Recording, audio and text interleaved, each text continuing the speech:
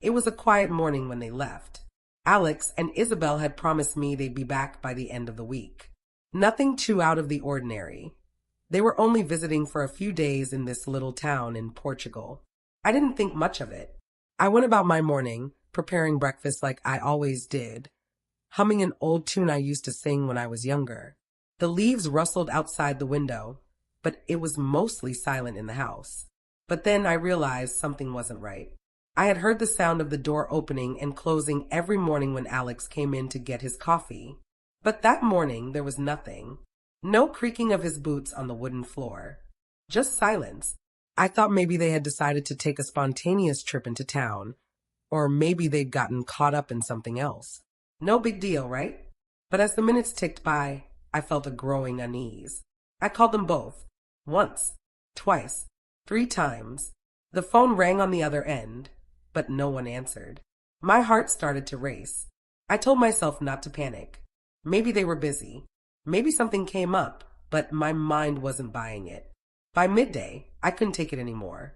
I went into the town square, hoping to find them walking through the cobblestone streets, laughing, maybe even holding hands. But no, it wasn't like that at all. Isabel's usual warm smile was nowhere to be found. Instead, she looked at me cold. Alex didn't come up to me with his usual warmth either. It was as if a thick wall had come between us. It was strange. Too strange. I called out to them. Hey, where were you two? I was waiting at home. What's going on? Alex hesitated. Isabel turned her head away, refusing to even meet my gaze. Oh, we were just, dealing with some things, Alex said, shifting uncomfortably. Dealing with things? What things? I asked, trying to keep the concern out of my voice. But it was already there, sharp and biting. Isabel spoke then, her tone dismissive. We're heading back early, Mom. It's just better this way. I blinked. What do you mean? Why didn't you tell me? Alex shook his head, his voice low, almost apologetic. We didn't want to disturb your peace. We'll explain later, okay? Explain? Later? The words felt like daggers. But it was clear then, wasn't it? The truth was coming through like a slow leak in a dam. They were leaving. They were leaving me. You're going already? I asked, barely able to believe what I was hearing. But yeah, we'll be in touch, okay? Alex cut in, backing away. Isabel was already walking off, her heels clicking against the stone ground. I stood there for a moment, frozen. Something inside me twisted. The betrayal cut deeper than I could have imagined. They promised we'd be a family again. They said this trip would fix things. But now, standing in the middle of this quaint town in Portugal, I felt more alone than ever. I wanted to scream at them, to demand they come back, to say something, anything, that would make this feel less like a nightmare. But they were gone. They left me here in this foreign land with nothing but the emptiness they left behind. The quiet was deafening now. The once comforting silence had become a scream. All I could do was stand there, watching them walk away, and wonder how I had ever let myself believe they'd actually come back. The days stretched out, long and unbearable. Every morning, I woke with the same sinking feeling in my chest, a cold emptiness that seemed to grow stronger each day. The house felt smaller, too quiet. Alex's laughter, Isabel's endless chatter, it was all gone, and it left behind a hollow echo. I tried to distract myself, cleaning the house, walking through the town, hoping to see something, anything, that would remind me of them. But all I found was silence. I spent more and more time wandering the cobblestone streets, pretending I was just out for a walk. I didn't belong here. This wasn't my home. I wasn't even sure if I was welcome in this town anymore. The locals smiled at me politely, but I could see the whispers in their eyes, the looks they exchanged when they thought I wasn't watching. They all knew the truth before I did. Isabel had told them everything. I remember one afternoon, sitting at a cafe by the town square, trying to enjoy my tea. But the faces around me seemed different now. They weren't curious anymore. They were pitying. It wasn't just that I was alone, it was that I was forgotten. Alex and Isabel had left, and everyone in this town knew it. And they all knew why too. I could feel it in the way they looked at me. They weren't strangers anymore. They were witnesses to my downfall. The weight of it all hit me slowly, like a thick fog creeping in, suffocating every breath I tried to take. I wasn't just abandoned. I wasn't just ignored. I was a burden to them. I was nothing more than an inconvenient relic from their past. The trip, the promises, they had all been lies. The kindness they showed before they left wasn't real. It was a mask, a final attempt to ease their guilt before they disappeared. The truth was simple. I was a mistake they couldn't fix, and I wasn't even worth trying to salvage. The anger started as a slow burn, a dull ache in the back of my mind. But it quickly grew into something sharper, something stronger. I tried calling Alex again, hoping, praying that maybe this time he would pick up. But the phone rang on, unanswered, just like every other time. The silence on the other end felt like a slap in the face, a reminder of just how invisible I had become to them. It wasn't just the phone calls. It wasn't just the empty house or the stares from the townspeople. It was the feeling that I no longer mattered. I had been erased from their lives, and I was nothing but an afterthought to them. And for the first time in a long time, I was filled with a sense of helplessness. But that feeling didn't last long. A month had passed since they left, and with each day, the anger inside me grew. I wasn't going to sit here and wait for them to feel guilty. I wasn't going to waste another second hoping for a phone call, a visit, or even an apology. No, I had to do something. I wasn't a fool. They had made their choice, and it was time for me to make mine. I walked through the streets, letting the weight of my anger fuel every step. The town felt like it was closing in on me, but I didn't care. I wasn't afraid anymore. I wasn't going to be their victim. I had to find a way to move on, to get my life back, even if I had to do it without them. I knew it wouldn't be easy. I knew it would take time, but the fire inside me refused to die. They had made their decision, and now so would I. The anger I felt wasn't weakness, it was my strength, and I was done being forgotten. 1 month. 1 entire month without a single word from Alex or Isabel. I had waited long enough. I was done pretending that everything was okay, that they would somehow come to their senses and return to me. I couldn't just sit here anymore, letting the days drag on while I waited for something that wasn't coming. If they thought they could discard me like some forgotten relic of the past, they were wrong. I wasn't going to let them get away with it. I walked around the house that had once felt like home, now just a cage.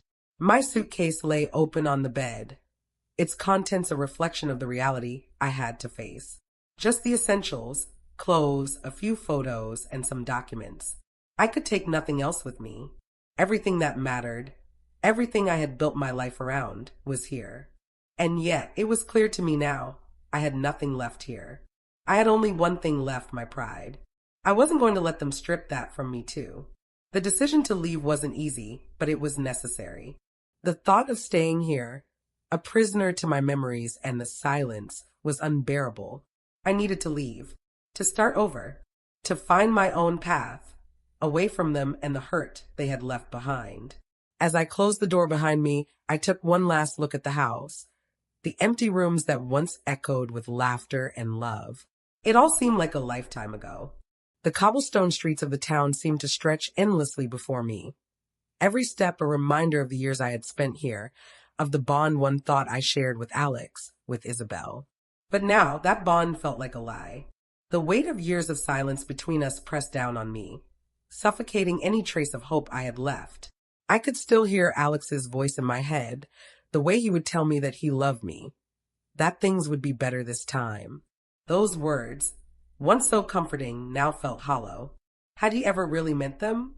Or had he been saying what he thought I wanted to hear, only to leave me when things got hard? Maybe I had always been a burden to him, something he couldn't wait to escape from. The anger inside me simmered, hot and sharp.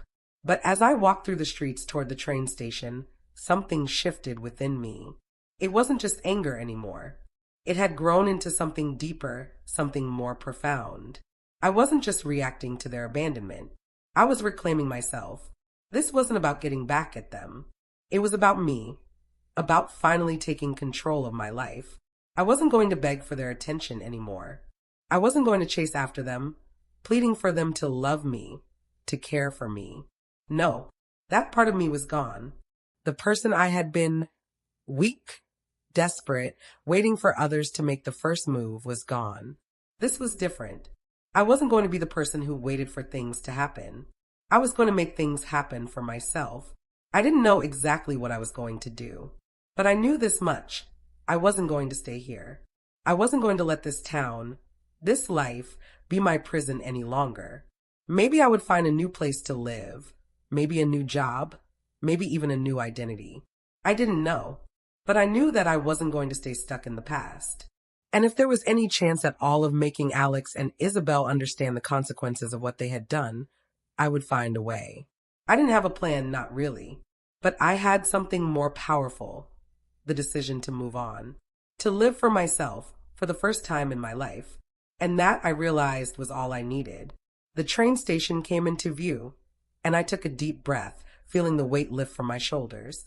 The future was uncertain, but for the first time in a long while, it felt like it was mine to shape. I wasn't going to let them, anyone, decide my fate. I was the one in control now, and that felt like freedom. I never expected to see Alex and Isabel again. In my mind, they had already become ghosts, memories of people who once mattered, now nothing more than shadows. But there they were, standing in front of me on the train platform, looking lost and out of place. A month had passed, but their faces had aged in those few weeks, twisted now with guilt and fear. They weren't the same people who had left me behind. No, these were two people who were running from the mess they had made, and the weight of their own actions had caught up to them. For a moment, I just stood there, staring at them. The faces that once held so much warmth, so much promise, now seemed almost foreign to me. Alex's eyes, those familiar eyes that used to bring me comfort, were now clouded with uncertainty. Isabel's usually composed expression was cracked, as though she didn't know how to face me. "Mom," Alex said, his voice low, trembling slightly with tension. You left without telling us. We were trying to find you." I blinked, the words hitting me like a slap. Trying to find me? The bitter taste of his words lingered on my tongue. I could feel my chest tighten as the anger, which I thought I had buried, began to surge again. I couldn't hold it back any longer. "You were trying to find me?" I repeated, almost choking on the words. "Is that really how you want to play this? After everything, you think you can just come back and pretend like it's all okay?" The anger bubbled up, but it wasn't just anger anymore. It was something darker, more dangerous. This wasn't just about their abandonment. It was about the years I had spent chasing after them, begging for their love, only to be left behind when I needed them the most. This was my reckoning. I took a step closer, my voice a cold whisper. "Why didn't you just leave me alone?" I demanded, my heart pounding in my chest. "You didn't want me here. You never did. So why the hell are you here now? Why are you suddenly so concerned?" Isabel shifted uncomfortably, her eyes not meeting mine. The guilt radiated off her, but I didn't feel the slightest bit of sympathy. Alex stood there, his mouth opening and closing, as if he were searching for the right words to fix everything. But there were no words. Not anymore. "I didn't need your pity," I said, my voice laced with icy finality. I turned away from them, not sparing them another glance. "You should have just stayed gone. You made your choice, and now it's too late for apologies." I didn't wait for them to speak. I didn't care if they had more to say, or if they thought they could explain themselves. What did it matter now? The years I had spent putting their needs ahead of my own were gone, and I wasn't about to waste another second of my life on people who didn't care about me. The weight that had been pressing down on me for so long began to lift as I walked away from them. I wasn't the same person who had begged for their love. I wasn't the same person who had quietly accepted their neglect. I had survived their abandonment, and now it was their turn to face the consequences of their actions. As I made my way to the train, the sound of my footsteps echoed in my ears. I didn't look back. I didn't need to. I had already made my decision. I wasn't going to let them dictate my life anymore. They had abandoned me once, and now it was my turn to walk away. And I would do it with my head held high. Days turned into weeks. I didn't know what had happened to Alex and Isabel, and honestly, I didn't care. I had started fresh, and it felt like a weight had been lifted off my shoulders. I found a little job at a cafe by the sea, the salty breeze and the soft hum of the waves a constant backdrop to my daily life. I spent my days in the warmth of the sun, finding peace in the simple routine, letting the ocean wash over me, both literally and metaphorically. But then one day the phone rang. The number on the screen wasn't unfamiliar. I hesitated. It had been weeks. I had moved on, or at least I thought I had. But my heart still beat faster, a mixture of anger and curiosity surging through me as I pressed the phone to my ear. Mom. It was Alex's voice. Soft, shaky, and full of regret. My chest tightened. I didn't want to hear this. Not now. I know I messed up, he continued, his voice breaking slightly. I was wrong. I should have never left you like that. Isabel, his words faltered, and for a brief moment, I almost believed him. I could hear the hesitation in his voice, the weight of guilt pressing down on him. But I didn't need him to explain. Isabel's name was enough. I knew exactly what had happened. She was probably the one pushing him to call, her pride still too stubborn to admit her part. She was probably the one who made him feel like he owed me something. But Alex? He had already made his choice. I cut him off before he could continue. I don't need you to tell me I was right, I said, my voice calm, but there was an edge to it. I don't need you at all. I heard him inhale sharply on the other end, his breath uneven, as though he was trying to find the right words to fix everything. I didn't want his words. I didn't want his apologies. I didn't need him to validate my feelings. For a second, I almost felt sorry for him. Almost. I could hear his struggle, the desire to make things right, to mend the bridge he had burned. But then it hit me. Alex had made his choice long ago. He had chosen Isabel. He had chosen a life without his mother in it. And I finally understood. It wasn't about me being hurt anymore. It was about the reality that he had moved on. He had discarded me, and now I had to face the truth. I was better off without him. The anger that had been bubbling inside me now gave way to a deep, quiet sense of relief. For the first time in a long time, I felt a strange calm. I hung up the phone, the sound of the call ending reverberating in my chest. I didn't need to say anything else. I didn't need to listen to the rest of his apology. It wasn't about revenge. It wasn't about justice. It wasn't about making him pay. It was simply the way things were meant to be. I had fought for too long to hold on to someone who wasn't holding on to me. I had given everything, and in return, I had been left alone. I couldn't keep waiting for someone who had already moved on without me. I looked out at the sea, the sun beginning to dip below the horizon, painting the sky in soft oranges and pinks. The waves crashed softly, and in their rhythm, I found peace. A peace I hadn't felt in years. For the first time, I was free. Life had a funny way of teaching lessons.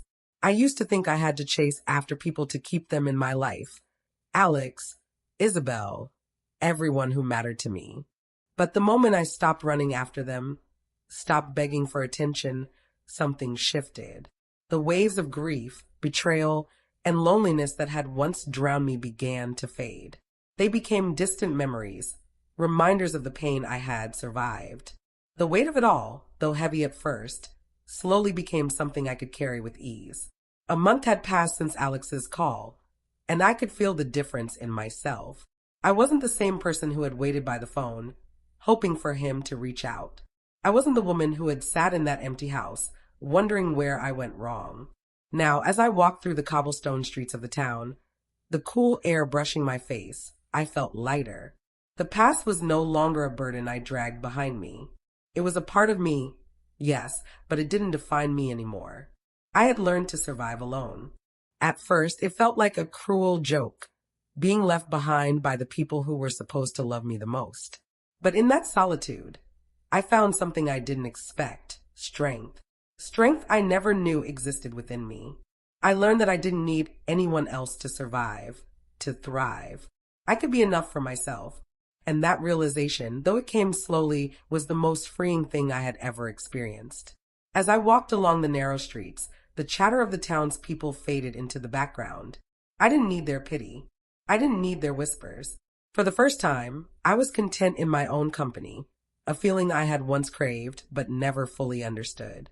I could look at the world around me, the people I encountered, and know that I was no longer waiting for anything. I wasn't waiting for Alex's apology. I wasn't waiting for Isabel to change her mind. I wasn't waiting for anyone to come back and fix what had been broken. Maybe that was the point. Maybe I wasn't meant to be a part of their lives anymore. And maybe, just maybe, the universe had something else in store for me. I didn't have all the answers, but for the first time, I didn't feel the need to. I didn't need to know what the future held. I only needed to know that I was here in this moment, free to choose what came next. As I passed a little cafe by the sea, I saw the sun dipping low, casting golden hues over the water. It was a sight I had seen countless times before, but today it felt different. Today I could appreciate it for what it was, a reminder that life keeps moving forward even when we feel stuck. The waves rolled in, rhythmic and constant, just like the life I was now learning to embrace. I could feel a quiet peace settling inside me. The years of self-doubt, the constant questioning of what I had done wrong, were gone. I no longer felt small in this world. I had been knocked down, yes, but I had risen. And the person I had become was someone I was finally proud of. I didn't know what the future would bring. I didn't know if Alex would ever come back, or if Isabel would ever apologize for the way they had treated me. But I didn't need those answers. I had already moved on. And whatever the universe had in store for me, I was ready for it. The last time I heard from Alex was when he sent me a letter. I remember holding it in my hands, the familiar handwriting on the envelope. For a moment, I just stared at it, not sure what to expect. After everything, I thought I had moved on. I didn't need his words to feel whole again, but something in me still couldn't resist the pull to open it to see what he had to say. I tore open the envelope slowly, each rip echoing in the quiet of my room. Inside, there was just a single sheet of paper, the words printed neatly, but without much emotion. "I'm sorry for everything." That was it. No explanation. No attempt to make amends. Just those 5 words, short, blunt, and somehow more final than any apology could be. I read the words again, each one sinking deeper into me. There were no excuses in the letter, no promises to change. He didn't ask for forgiveness. He didn't try to justify his actions. It was just a statement, an acknowledgement that something had gone wrong, that I had been hurt. But it was not a plea for reconciliation, nor a demand for anything in return. I stared at the letter, the weight of the words settling around me.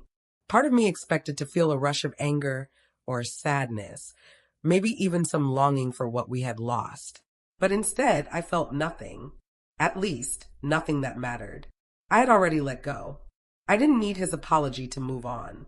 I had done that long before the letter arrived. I had spent too many years seeking approval, chasing after love that wasn't truly given. And now, I realized that his apology, though sincere, wasn't what I needed. It wasn't going to fix anything. I placed the letter down on the table, my hands surprisingly steady. For the first time in a long time, I felt at peace. It wasn't the apology I had expected, nor the one I thought I wanted, but in the end, it was enough. It was the final word I needed to close that chapter, to move forward without looking back. I didn't want to hold on to the anger anymore. It wasn't worth it. I had suffered long enough, and now I was done. Done with feeling like I wasn't enough. Done with begging for their love. Done with carrying the weight of their choices on my shoulders. I folded the letter and tucked it away. It wasn't important anymore. What mattered was that I had freed myself. The silence that followed was peaceful, a calm that I had been craving for so long. I didn't need Alex's forgiveness or his promises. I didn't need anything from him anymore. I had everything I needed.